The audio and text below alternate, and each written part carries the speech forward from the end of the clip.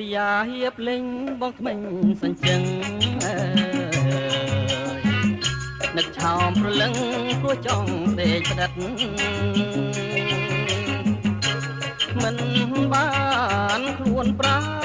នបានយកតែចិត្តបានត្រឹមលិខិតចិត្តអន់ទាំងសាបងហុចសម្បត្តិស្ទើរផុនដង្ហើមបែងដងចាប់ដើមសួរខ្លួនឯងថា